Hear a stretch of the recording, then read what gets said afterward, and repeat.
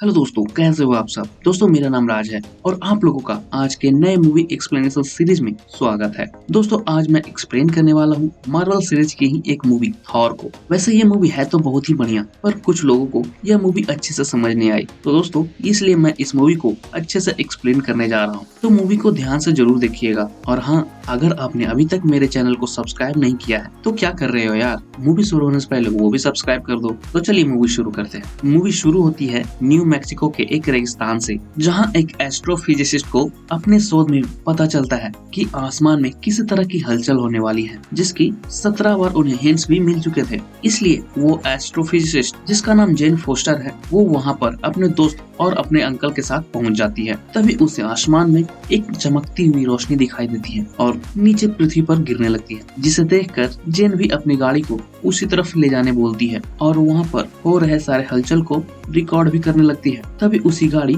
उसी गोले में समा जाती है जो एक टोर्नेडो का रूप ले चुका था। लेकिन तभी उसकी गाड़ी से एक आदमी टकरा जाता है। जब सभी उसे बाहर देखने आते हैं तो वो बेहोश हो चुका था। यहाँ से सीन शिफ्ट होती है एक राजा पर, जिनका नाम ओडियन था, जो अपने दोनों बेटों को अपनी लड़ी हुई लड़ाई के बारे में बता रहे थे, जो उन्होंने इंसानों के लिए लड़ा था टॉन्सबर्ग शहर में 965 में, जहाँ बर्फीली और अंधेरी दुनिया से बहुत सारे फ्रॉस्ट जायंट्स आए थे इंसानों की दुनिया को बर्फ से जमा देने के लिए। इसलिए इंसानों की दुनिया को बचाने के लिए एसगार्ड के योद्धा धरती पर पहुंच गए थे और सभी फ्रॉस्ट जायंट्स को उनकी दुनिया में खदेड़ दिया था। लेकिन इसकी कीमत काफी बड़ी चुकानी पड़ी थी। पर आखिरकार फ्रॉस्ट जायंट्स के राजा लाफी मात खा गया था और जो उनके ताकत का जरिया था उसे भी देवताओं ने छीन लिया था। तो दोस्तों, आपको बता दूं कि आगे चलकर मार्वल की मूवी में जितने भी लड़ाई होंगी या जितने भी प्रयोग होंगे, सारा कुछ इसी टेसरेक्ट का कमाल रहेगा। तो दोस्तों, शायद आपको समझ में आ गया होगा कि आखिरकार टेसरेक्ट आया कहां से था। खैर, जंग लड़ने के बाद एसगार्ड के लोग दूसरी दुनिया से निकलकर अपने घर पहुंचे, अपनी अनंत दुनिया एसगार्ड में, और वहीं बड़े ही महफूज में उस पावर को भी रख दिया। वहीं अब ओडियन अपने दोनों बेटों में से किसी एक को राजा बनाने के लिए बोलता है, ताकि आगे कभी कोई खतरा आए तो वो उसके लिए तैयार रह सके। वहीं आगे जब दोनों बेटे बड़े हो जाते हैं, तभी ओडियन जनता के सामने अपने बेटे थॉर को हथौड़ा, जिसका नाम म्यूनियर था, उसे सौंपता है और उसे एसगार्ड का राजा घोषित करने वाले थे। तभी फ्रॉस्ट जायंट्स एसगार्ड के हथियारों की तिजोरी में घुस जाते हैं और वहां रखे हुए अपनी पावर को चुरा कर ले जाने लगते हैं। लेकिन वहां की सुरक्षा में तैनात एक गार्ड, जिसका नाम डिस्ट्रॉयर है, वो सभी को एक ही झटके में मार देता है। वहीं जब ओडियन थॉर और लोकी के साथ वहां आते हैं तो थॉर जिटनहाइट जाकर वहां के लोगों से बदला लेने बोलता है, क्योंकि अब वो लोग महल तक आ गए थे। पर ओडियन ऐसा करने से मना कर देते हैं। वो इसलिए क्योंकि वे लोग जिटनहाइट के राजा लाफी से संधि की थी एक दूसरे के प्लेनेट पर न आने की। इसलिए ओडियन अब उनसे दोबारा नहीं लड़ना चाह रहे थे। हाँ, वो फ्रॉस्ट जायंट्स महल तक कैसे पहुंचे, उनकी सुरक्षा को कैसे तोड़ा गया, वो जांच करने जरूर बोलते हैं। इधर ये बात सुनकर थॉर भी गुस्से में आ जाता है और घर में ही तोड़फोड़ करने लगता है, क्योंकि वो राजा नहीं बन पाया था, इसलिए उसकी बातों को रद्द कर दिया गया था। लेकिन तभी वहाँ पर लोकी आता है और थॉर को पिता के खिलाफ जाकर सभी से लड़ने के लिए उकसाता है, ताकि वो दोबारा ऐसा ना करे। तो थॉर भी लोकी की बातों में आ जाता है और अपने दोस्तों के साथ निकल जाता है जिटनहाइट सभी को सबक सिखाने के लिए। उसके बाद सभी एसगार्ड के ब्रिज को पार कर हेमडेल के पास आते हैं और उसे जिटनहाइट भेजने बोलते हैं। और जाते जाते थॉर ये बात हेमडेल को किसी को नहीं बताने बोलते। दरअसल हेमडेल एसगार्ड का ही एक रक्षक है और अगर किसी को एसगार्ड आना है तो हेमडेल के बिना वो मुमकिन नहीं था, क्योंकि उसकी ही तलवार से एसगार्ड का गेट खुलता और बंद होता था। तो अब आप लोग बोलोगे कि वो फ्रॉस्ट जायंट्स कैसे एसगार्ड में प्रवेश कर गए। तो भाई बता दूं कि यहाँ पर हेमडेल से यह भूल हो गई कि उसने लोकी के बातों पर विश्वास किया था, जिस कारण फ्रॉस्ट जायंट्स एसगार्ड में प्रवेश कर गए थे। इसलिए जब दोबारा लोकी हेमडेल को गेट खोलने का आदेश देता है तो हेमडेल नहीं मानता, पर जब थॉर उसे गेट खोलने बोलता है तो वो मान जाता है। उसके बाद हेमडेल गेट खोलने से पहले सभी को वार्न करता है कि अगर आप लोगों को वापस लाने में एसगार्ड का कोई नुकसान होगा तो वो किसी को वापस नहीं लाएगा और सभी को वहीं मरने के लिए छोड़ देगा, जिस पर सभी मान जाते हैं। तो हेमडेल भी सभी को जिटनहाइट भेज देता है। वहीं थॉर जिटनहाइट पहुंचते ही लड़ना शुरू कर देता है। लड़ते वक्त जब फ्रॉस्ट जायंट्स किसी को छू देते थे तो उसकी हाथ जल जाती थी, लेकिन जब उसने लोकी को छुआ तो उसे कुछ नहीं हुआ, बस उसका हाथ नीला हो गया था, जिस कारण यहाँ पर लोकी को भी समझ नहीं आया कि आखिर ये कैसे हुआ था। वहीं अब लड़ाई के दरमियान थॉर का एक साथी भी घायल हो जाता है, इसलिए सभी थॉर से वापस चलने के लिए बोलते हैं, पर थॉर नहीं मानता और वो सभी को मारता ही रहता है। इसलिए सभी थॉर को वहीं छोड़कर भागने लगते हैं, लेकिन तभी उनके सामने एक जानवर आ जाता है और उन्हें रोक देता है। पर तभी वहाँ पर थॉर भी आकर उसे मार देता है। इतने में अब फ्रॉस्ट जायंट्स भी उन्हें चारों तरफ से घेर लेते हैं, इसलिए अब वहाँ पर ओडियन भी आ जाते हैं और सभी फ्रॉस्ट जायंट्स को चकमा देकर सभी योद्धा को वहाँ से वापस एसगार्ड लेकर आ जाते हैं। इसके बाद ओडियन भी अब थॉर पर बहुत गुस्सा होने लगे थे, क्योंकि उसने ओडियन का हुक्म नहीं माना था और फिर से एक जंग को छेड़ दी थी। इसलिए ओडियन को लगा कि अभी थॉर शक्तियों की अहमियत नहीं जानता, इसलिए वो थॉर से सारी शक्तियां वापस ले लेते हैं और उसे देश निकाला घोषित कर उसे एसगार्ड से भी बहिष्कार कर देते हैं। साथ ही उस हथौड़े को भी आदेश देते हैं, जो कोई इसके काबिल होगा वही हथौड़े को उठा पाएगा, और फिर उसे थॉर के साथ ही फेंक देते हैं। थॉर पृथ्वी पर आकर वहीं जेन फोस्टर की गाड़ी से टकरा जाता है। जब थॉर जागता है तो वो हेमडेल को वापस लेने बोलता है, पर हेमडेल उसे वापस नहीं बुलाता। इधर जेन की फ्रेंड उसके पागलपन से डर जाती है और उसे बेहोश कर देती है। बाद में हम उसके हथौड़े को भी नीचे गिरते हुए देखते हैं। इधर जेन थॉर को हॉस्पिटल लेकर आती है, पर वो हॉस्पिटल में फिर से होश में आकर हंगामा करने लगता है, इसलिए डॉक्टर फिर से उसे बेहोश करने वाली इंजेक्शन दे देते हैं और उसे बांध देते हैं। वहीं जब थॉर फिर से होश में आता है तो वो हॉस्पिटल से भाग जाता है, लेकिन जब जेन हॉस्पिटल में उसे ना देखकर वापस जाने लगती है तभी थॉर उसकी गाड़ी से टकरा जाता है और फिर से बेहोश हो जाता है। इसलिए अब जेन थॉर को अपने साथ घर ले आती है। वहीं दूसरी तरफ जहाँ हथौड़ा गिरा था, लोग अब उस जगह को पिकनिक स्पॉट बना चुके थे और सभी हथौड़े को उठाने का भी प्रयास कर रहे थे। वहीं ये बात जब एजेंट कॉल्सन को पता चलती है तो वो भी वहाँ देखने पहुँच जाते हैं। दूसरी तरफ जब थॉर के फ्रेंड्स बात कर रहे थे तभी बातों ही बातों में पता चलता है कि लॉकी ही हो सकता है जिसने तीनों फ्रॉस्ट जायंट्स को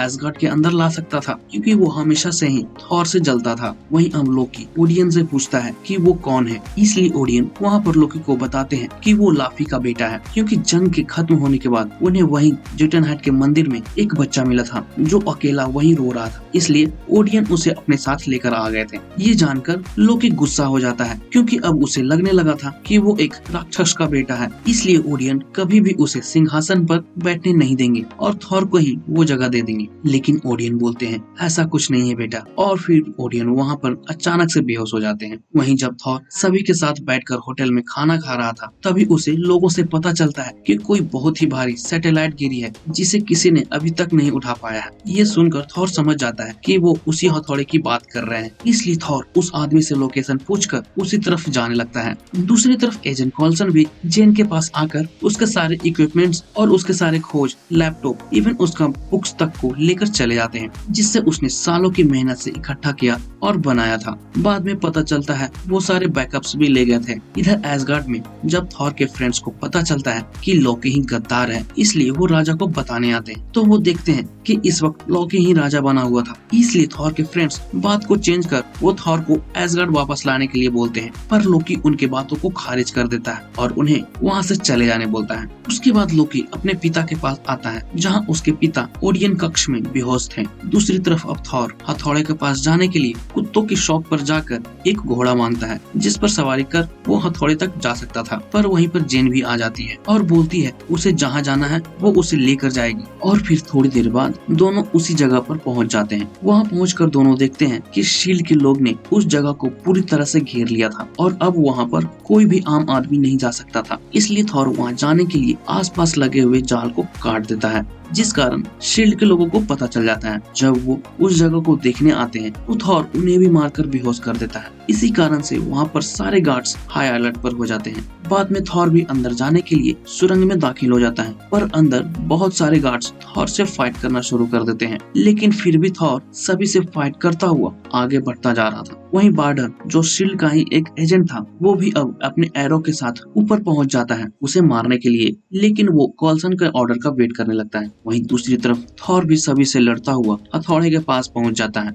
और जब वो हथौड़े को उठाने की कोशिश करता है वो नहीं उठा पाता है। बहुत प्रयास करने के बाद जब वो थक जाता है तो वो वहीं पर शांत हो जाता है। इसलिए थोड़ी देर बाद वहाँ पर शील्ड के गार्ड्स भी आ जाते हैं और उसे गिरफ्तार कर लेते हैं। वहीं अब हेमडेल को देखते हैं, जो ऊपर खड़े होकर थॉर के साथ होने वाले हादसों को देख रहा था, क्योंकि वो दूर रहकर भी सब कुछ देख और सुन सकता था कौन क्या कर रहा है। थोड़ी देर बाद कॉल्सन थॉर के पास आकर थोड़ी पूछताछ करते हैं, पर उनके जाने के बाद वहाँ पर लोकी आकर थॉर को बताता है कि तुम्हारे देश निकाला होने और जुटेनहाइट के साथ होने वाली लड़ाई को पिताजी बर्दाश्त नहीं कर सके और मर गए, इसलिए अब वो वापस एसगार्ड ना जाए क्योंकि माँ भी अब उससे नफरत करने लगी थी। ये बताकर लोकी हथौड़े के पास आकर उसे उठाने की कोशिश करता है, पर वो नहीं उठा पाता, इसलिए वो भी वहाँ से चला जाता है। दूसरी तरफ जेन को अब थॉर की चिंता होने लगती है क्योंकि अब वो उससे पसंद करने लगी थी, इसलिए वो अपने अंकल को उसे छुड़ाने बोलती है। तो डॉक्टर सेल्विक जो जेन के अंकल थे वो कुछ बहाना बनाकर थॉर को छुड़ा लेते हैं, पर कॉल्सन समझ जाता है कि वो झूठ बोल रहे हैं, इसलिए कॉल्सन अपने आदमियों को दोनों के पीछे भी लगा देते हैं। आगे अब लोकी अकेले ही जुटेनहाइट जाता है और वहाँ के राजा लॉफी को एसगार्ड जाकर ओडियन को मारने बोलता है क्योंकि ओडियन के जिंदा रहते वो कभी राजा नहीं बन सकता था, और बदले में लोकी लाफी को उसका हथियार देने का भी लालच देता है, जिस पर लाफी मान जाता है। इसके बाद जब लोकी एसगार्ड वापस आता है तो हेमडेल उसे वहाँ जाने का रीजन पूछता है, क्योंकि जब लोकी लाफी से बात कर रहा था तो हेमडेल ना उन्हें देख पा रहा था ना ही सुन पा रहा था, क्योंकि लोकी अपने शक्तियों से ये सब गुप्त रखे हुए था। पर लोकी हेमडेल पर राजा होने का रौब झाड़ता है और उसे कुछ नहीं बताता। वहीं ऑर्डर भी देकर जाता है कि बाइफ्रोस्ट वो किसी के लिए ना खोले जब तक लोकी की इजाजत ना हो, और फिर लोकी वहाँ से चला जाता है। वहीं थॉर के दोस्त भी लोकी को गद्दी पर बैठने और एसगार्ड को लड़ाई के कगार पर जाते देख चुप नहीं बैठ पाए, और वो भी सभी से बगावत कर थॉर से मिलने जाने का फैसला करते हैं। पर हेमडेल उनकी बातें सुन लेता है और सभी को अपने पास बुलवाता है। वहाँ हेमडेल चारों को लोकी को धोखा नहीं देने बोलता,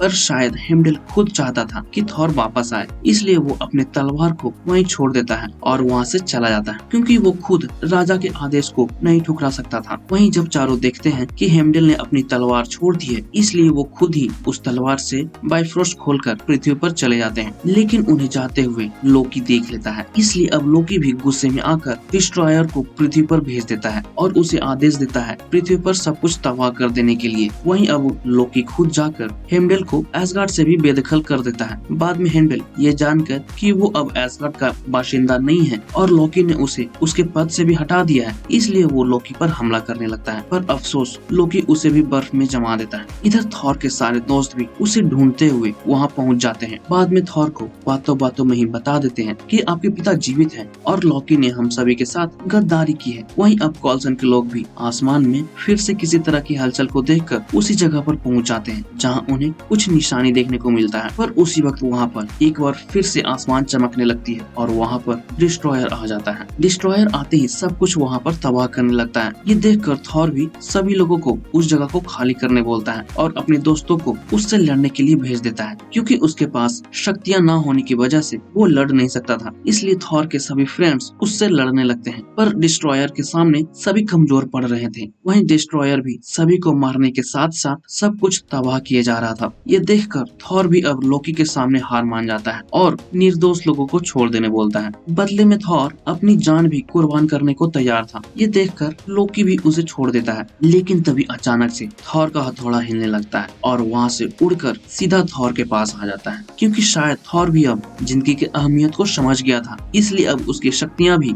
वापस मिल जाती है। शक्तियाँ वापस आते ही थॉर सबसे पहले डिस्ट्रॉयर को तबाह कर देता है और अब एसगार्ड वापस जाने के लिए जेन से अलविदा लेता है। दूसरी तरफ अब लोकी भी फ्रोस्ट डैंस को एसगार्ड लेकर आ जाता है, लेकिन उसी वक्त थॉर भी हेमडेल को बाइफ्रोस्ट खोलने के लिए बोलने लगता है, जिसकी वजह से हेमडेल का गुस्सा बढ़ने लगता है और वो आजाद हो जाता है। हेमडेल आजाद होते ही वहाँ पर तैनात फ्रोस्ट डैंस को मारकर बाइफ्रोस्ट खोल देता है। इसके बाद ही सभी एसगार्ड पहुँच जाते हैं। वहीं जब लाफी ओडियन को मारने आता है तो लोकी उसे भी धोखा दे देता है और लाफी को मार देता है। वहीं अब लोकी जाकर बाइफ्रोस्ट के जरिए ही पूरे जुटेनहाइट को तबाह करने लगता है, जिससे बाइफ्रोस्ट का आकार भी बढ़ने लगता है, क्योंकि लोकी अब पूरे जुटेनहाइट को तबाह करने पर लग गया था। लेकिन फिर वहाँ पर उसे रोकने के लिए थॉर भी आ जाता है और बाइफ्रोस्ट को बंद करने बोलता है, पर लोकी नहीं मानता, तो फिर दोनों में फाइट होने लगती है। वहीं जब थॉर के पास बाइफ्रोस्ट रोकने के लिए कोई उम्मीद नहीं बचती, इसलिए वो एसगार्ड के पुल को ही तोड़ देता है, जिसकी वजह से वहाँ पर बहुत जोर का धमाका होता है और बाइफ्रोस्ट बंद हो जाता है। पर उस धमाके से दोनों नीचे गिरने लगते हैं, जहाँ पर ओडियन आकर दोनों को बचा लेते हैं, पर वो शायद लोकी से नफरत करने लगे थे, इसलिए जब लोकी को ऐसा लगता है वो खुद ही हाथ छोड़ देता है और कुर्बान हो जाता है। दूसरी तरफ जेन भी थॉर का बहुत इंतजार कर वहाँ से चली जाती है, क्योंकि थॉर बोल कर गया था कि वो उससे मिलने जरूर आएगा, पर वो आता भी कैसे, आने जाने का रास्ता जो टूट चुका था। इधर इसी वजह से थॉर भी थोड़ा अपसेट रहने लगा था, क्योंकि अब वो भी जेन से प्यार करने लगा था। इसलिए थॉर जाकर हेमडेल से उसके बारे में पूछता है, तो हेमडेल भी उसे बता देते हैं कि वो आपको ही ढूंढती रहती है। और फिर इसी के साथ इस मूवी का भी चैप्टर खत्म हो जाता है। वहीं अब मिड क्रेडिट सीन में देखते हैं कि फ्यूरी अब डॉक्टर सेल्विक को अपने काम के लिए बुलवाता है और वहाँ पर एजेंट फ्यूरी डॉक्टर सेल्विक को टेसरेक्ट को भी दिखाता है। बाद में इसी के साथ ये मूवी भी खत्म हो जाती है। दोस्तों, अगर मूवी पसंद आई हो तो वीडियो को लाइक जरूर कर देना, और अगर आपने अभी तक मेरे चैनल को सब्सक्राइब नहीं किया है तो उसे भी जरूर सब्सक्राइब कर देना। दोस्तों, मिलते हैं अगले वीडियो में किसी नए मूवी के एक्सप्लेनेशन के साथ। जय हिंद।